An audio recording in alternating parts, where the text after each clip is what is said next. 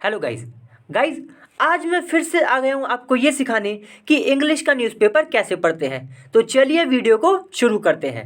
और मैंने आज एडिटोरियल लिया है, लेकिन चिंता ना करें, एडिटोरियल हम आधा ही पढ़ेंगे क्योंकि एडिटोरियल मुश्किल होता है। तो पहले आधा आधा करके समझेंगे, ठीक है। चलिए, देखिए लिखा हुआ है यहाँ पर स्लो एंड स्लोअर।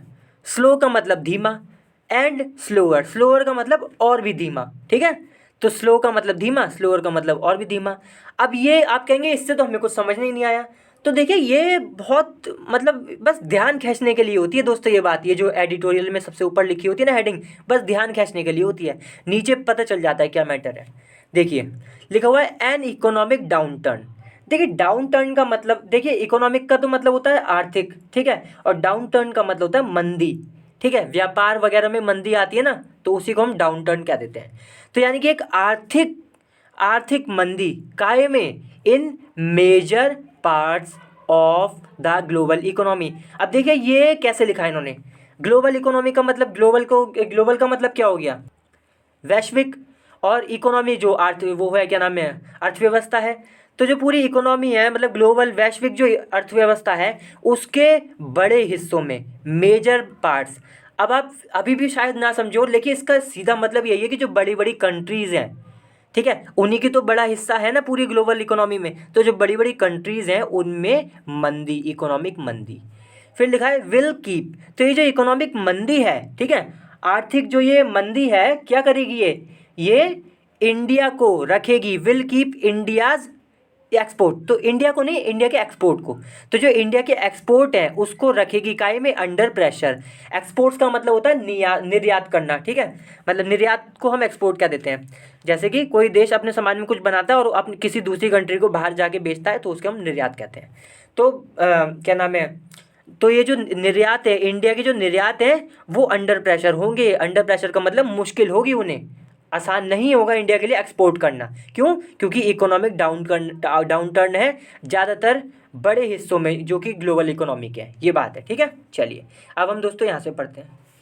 और दोस्तों चैनल को सब्सक्राइब जरूर कर लें, वीडियो को लाइक कर दें, सब्सक्राइब जरूर कर लें अगर आप नए हैं। और अगर आप नए हैं तो मैं आपको ये भी बता दूं कि मैं रोज़ ऐसी 2 वीडियो डालता हूं जिसमें मैं इंग्लिश का न्यूज़पेपर पढ़ना सिखाता हूं। इसलिए ये चैनल बहुत इंपॉर्टेंट है, सब्सक्राइब जरूर कर लें और लाइक भी कर दें वीडियो को। देखिए यहाँ लिखा हुआ है डाटा रिलीज लास्ट।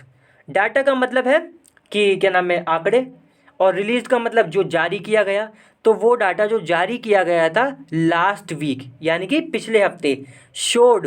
तो ये जो डाटा है जो जारी किया गया था, इसने दिखाया, क्या दिखाया, दैट कि द जर्मन इकोनॉमी, यानी कि जर्मनी की जो क्या नाम है अर्थव्यवस्था है, has slid into a recession. देखिए हैज़ स्लिड इनटू, इसका मतलब हो गया कि आप कह सकते हैं सरक गई है, ठीक है। वैसे स्लाइड इनटू का ये भी मतलब होता है कि कुछ बुरा एक्सपीरियंस को फेस करना। तो वही मतलब हो गया कि यहाँ पे भी बुरा एक्सपीरियंस ही है भाई, जब मंदी आ गई तो जो जर्मनी की जो अर्थव्यवस्था है, इकोनॉमी है स्लिड इनटू, वो सरक गई है किसमें, आ रिसेशन। देखिए रिसेशन का मतलब भी मंदी होता है, ठीक है। तो डाउन टर्न भी मंदी होता है, रिसेशन भी मंदी होता है, दोनों वही हैं, सिनोनिम्स हैं, ठीक है। तो मतलब कि वही है कि जर्मनी की जो इकोनॉमी है वहाँ पे रिसेशन आ गया है। फिर लिखा है जीडीपी। तो जो जीडीपी है, फेल, इसकी फुल फॉर्म होती है दोस्तों, क्या होती है, ग्रोस ग्रॉस मुझे याद नहीं आ रही, पता नहीं क्या होती है, देख लेना आप। मैं तो इंग्लिश पढ़ाता हूँ, इकोनॉमिक नहीं पढ़ाता, लेकिन पता नहीं क्या होती है जीडीपी की, मुझे याद नहीं आ रही।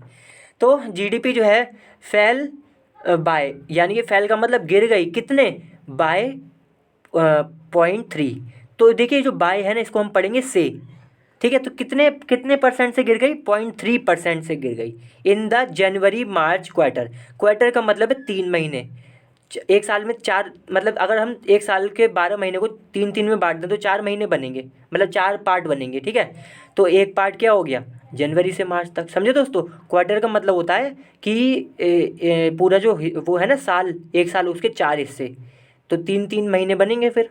तो यही कहा जाता है। तो जनवरी से मार्च तक 3 महीने हो गए। तो यही कह रहे हैं दोस्तों कि जीडीपी जो थी, मतलब जो जीडीपी है वो गिरी, ठीक है। देखिए हाँ, तो जीडीपी गिरी कितने से, 0.3%।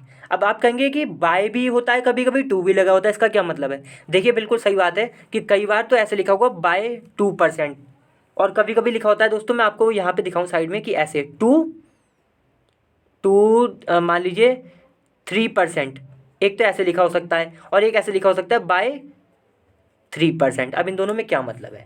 बाय 3 होगा ना, मान लीजिए जब भी कुछ बाय और 3 लिखा होगा तो इसका मतलब है कि 3 कम हो गए, और अगर लिखा है 2 3 तो इसका मतलब है 3 पर आकर रुकी वो चीज़। समझे दोस्तों? जैसे कि जी मान लीजिए कोई मैं आपको जल्दी से समझा देता हूँ, लेकिन बहुत इंपॉर्टेंट बात है और जिसको पता है वो तो आगे बढ़ा सकता है वीडियो। जैसे मान लीजिए यहीं पे मैं बता देता हूँ, या देखिए मेरे पास एक वो है, मेरे पे एक कॉपी है, मैं इसमें जल्दी से बता देता हूँ जिससे कि आपको सही समझ में आ जाए पूरी तरह। देखिए इसका मतलब है कि जैसे अगर लिखा है बाय, दोस्तों थोड़ा सा सही नहीं दिख रहा होगा, ये है, एक मिनट। देखिए मैं पेपर पे समझाता हूँ आपको जल्दी से, क्योंकि इंपॉर्टेंट बात है ये। देखिए अगर लिखा है बाय 3%, तो इसका मतलब है कि मान लीजिए वो पहले 70% पे था कुछ, तो बाय 3% गिरी है, यानी कि अब वो 67% पर आ गई है। लेकिन अगर यहीं पे लिखा होता 3%, तो इसका मतलब ये नहीं होता कि 67%, इसका मतलब होता कि 3% पर आ गई है, यानी कि अब हो जाता 3%। समझे दोस्तों क्या हुआ? अगर बाय यहाँ पे लिखा है बाय 3%, इसका मतलब हुआ कि 3% कम हुए हैं, यानी कि 70 थे तो 67 हो गए। लेकिन अगर 2 लिख गया, 2, अब परसेंट हो या कुछ भी हो, आप ये ना सोचे कि परसेंट के लिए होगा, कुछ भी हो सकता है, बस नंबर से ध्यान देना है। तो अगर 2 3 है तो यानी कि 3 पर आकर रुकी है, कम हुए बहुत सारे, कम हो गए 67, ये बात कही जा रही है। ठीक है, चलिए तो अब यहीं पे फिर से पढ़ते हैं। मैंने इसलिए समझाया अलग से क्योंकि ये एक इंपॉर्टेंट चीज़ है और इससे बहुत बड़ा अंतर पड़ जाता है। आपने देखा ही कि एक बार वो 67 पर रुकी जाकर और एक बार 3 पर रुकी। तो हम कहाँ पर थे कि ये जो जीडीपी गिरी है, कितनी गिरी है? 0.3% गिर गई है। ठीक है, फिर लिखा है आफ्टर, यानी कि किस चीज़ के बाद गिरी है? After a drop of, drop का मतलब भी गिरावट होता है, तो गिरावट कितनी? 0.5%, यानी कि 0.5% की गिरावट थी। कहाँ पर? In the October December quarter. तो जो आखिरी के 3 महीने होते हैं ना, अक्टूबर नवंबर दिसंबर, उसी को हम क्वार्टर कह रहे हैं। और यहाँ पर क्वार्टर क्या था? जनवरी से मार्च तक। तो ये जो आखिरी के 3 महीने थे, इसमें एक गिरावट थी। ठीक है, ऑफ द लास्ट ईयर, यानी कि पिछले साल के जो क्वार्टर था ये अक्टूबर से दिसंबर का, इसमें गिरावट थी। इस ही लिए कह रहे हैं कि मतलब उसके बाद क्या हुआ कि 0.3% गिरावट आई जीडीपी में जनवरी से मार्च तक के क्वार्टर में, ये बात कही जा रही है। फिर लिखा है एज, कॉमा लगा है एज, एज का मतलब क्योंकि या जैसा कि। हाउस होल्ड्स दोस्तों फैमिली को कहते हैं। ठीक है, फैमिली का मतलब हाउस होल्ड्स। तो जो हाउस होल्ड्स है यानी कि जो फैमिलीज हैं, कट बैक का मतलब होता है कुछ कम कर देना। वो बोलते हैं ना दोस्तों कि क्या नाम है, कटौती करना, तो कट बैक का मतलब कटौती ही होता है। तो जैसा कि हाउस बेल्ट ने जो हाउस होल्ड्स हैं यानी कि जो फैमिलीज़ हैं, परिवार हैं, उन्होंने कट बैक किया, यानी कि कटौती कर दी। काय पर? ऑन स्पेंडिंग, खर्चे पर, जो वो खर्चा करते थे। क्यों? ड्यू टू का मतलब किस वजह से? तो ड्यू टू हाई इन्फ्लेशन। देखिए इन्फ्लेशन का मतलब होता है कि मतलब महंगाई कितनी तेज़ी से बढ़ रही है, किसी चीज़ की जो कीमत है वो कितनी तेज़ी से बढ़ रही है। समझे दोस्तों? 10 रुपये का पेन है मान लीजिए, और हर महीने 10% उसकी कीमत बढ़ रही है। समझे दोस्तों? 10 रुपये का पेन है, हर महीने 10% उसकी कीमत बढ़ रही है, इसका मतलब हर महीने 1 रुपया उसमें बढ़ रहा है। तो ये जो बढ़ावट है, ये जो बढ़ रहा है, इसी को हम इस रेट को ही हम कहते हैं, क्या नाम है, इन्फ्लेशन। और बहुत सरल भाषा में आपको मैं बताऊं तो इन्फ्लेशन मतलब महंगाई ही हो गया। ठीक है, तो मतलब कितनी तेज़ी से किसी चीज़ के प्राइस बढ़ रहे हैं उसी को हम इन्फ्लेशन कहते हैं। और हाई लिखा है तो इसका मतलब बहुत तेज़ी से बढ़ रहे हैं, तो बहुत तेज़ी से प्राइस बढ़ रहे थे, इस वजह से जो फैमिलीज़ हैं उन्होंने खर्चे कम कर दिए। एंड एग्रेसिव मॉनेटरी पॉलिसी, देखिए यहाँ लिखा है, एक मिनट में थोड़ा दिख नहीं रहा मुझे, टाइटनिंग वो आ जाता है ना, थोड़ा रिकॉर्डिंग का बटन आ जाता है इसलिए दिख नहीं रहा। तो टाइटनिंग का मतलब होता है किसी चीज़ को और सख्त बना देना, और एग्रेसिव का मतलब कठोर। तो जो कठोर मॉनेटरी पॉलिसी थी उनको उसको और ज़्यादा सख्त बना देना, और हाई इन्फ्लेशन, इस वजह से क्या हुआ कि जो फैमिली थी उन्होंने खर्चे कम कर दिए। तो जब उन्होंने खर्चे कम कर दिए तो जीडीपी में गिरावट आ गई दोस्तों, होना ही है ऐसा, ये बात है।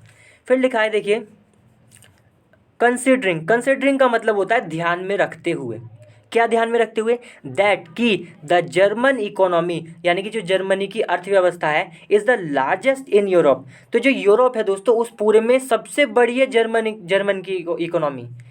सम एनालिस्ट, देखिए एनालिस्ट का मतलब क्या होता है? जो विश्लेषक होते हैं, जो विश्लेषण करते हैं किसी चीज़ का कि भाई ऐसा होगा तो ऐसा होगा, ये होगा, तो मतलब अंदाजे लगाते हैं, आंकड़े वगैरह पढ़ते हैं, उनको हम एनालिस्ट कहते हैं। तो कह रहे हैं कि भाई इस बात को ध्यान में रखते हुए कि जर्मनी की जो इकोनॉमी सबसे बड़ी है यूरोप में, सम एनालिस्ट यानी कि कुछ विश्लेषक आर नाउ एस्टिमेटिंग का मतलब आकलन करना, मतलब वो क्या नाम है, कहते हैं ना, मतलब अंदाज़ा लगाना, अनुमान लगाना।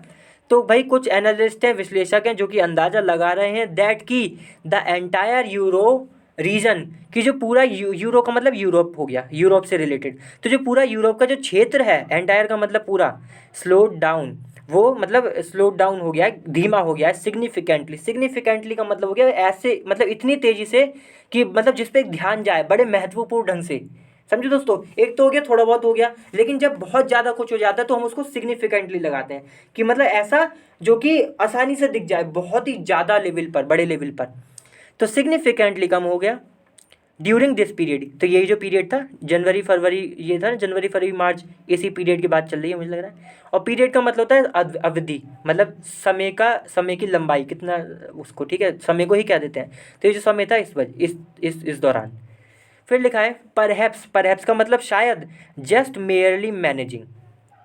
तो शायद, जस्ट सिर्फ, बेयरली का मतलब होता है दोस्तों मुश्किल से। तो मुश्किल से मैनेज कर रहा है, यानी कि मैनेज का मतलब होता है किसी चीज़ से निपटना बड़ी ही मुश्किलों से। तो मुश्किलों से ये मैनेज कर रहा है टू एस्केप द रिसेशन। तो जो मंदी आई है ना, इससे मतलब बाहर निकलने की, एस्केप का मतलब होता है बाहर निकलना किसी बुरी जगह से। तो जो मंदी आई इससे बाहर निकलने के लिए मुश्किल से ही ये मैनेज कर रहा है, ये मतलब हुआ कि शायद ये मुश्किल से ही मैनेज कर रहा है कि भाई इससे निकल पाए, मतलब यही है कि मुश्किल है इसके लिए, ये बात है। फिर लिखा है दिस ग्रिम। देखिए ग्रिम का क्या मतलब होता है? ग्रिम का मतलब होता है चिंताजनक, जो कि ऐसी चीज़ जो चिंता में डाल दे, गंभीर। तो ये दिस ग्रिम इकोनॉमिक पिक्चर, तो ये जो पूरी पिक्चर है, ये जो पूरा एक मतलब है ना, एक ये जो पूरा वातावरण है एक तरीके से कि भाई सब कुछ ये इतना ज़्यादा प्रॉब्लम हो रही है, तो ये पूरी व्यू है, तो ये जो बहुत गंभीर व्यू है इसका, इकोनॉमी का, अर्थव्यवस्था का, इकोनॉमिक यानी कि आर्थिक जो व्यू है पूरा, इज़ नॉट जस्ट लिमिटेड का मतलब होता है सीमित। तो ये जो पूरी कंडीशन है ना, ये सिर्फ इस सीमित नहीं है, कहाँ तक? टू द यूरोप जोन का मतलब होता है एरिया, यूरो का मतलब मैं बता चुका हूँ, जो यूरोप से जुड़ा हुआ हो। तो यानी कि जो यूरोप का क्षेत्र है सिर्फ वहीं तक ये सीमित नहीं है, ये जो गंभीर क्या नाम है इकोनॉमिक पिक्चर है।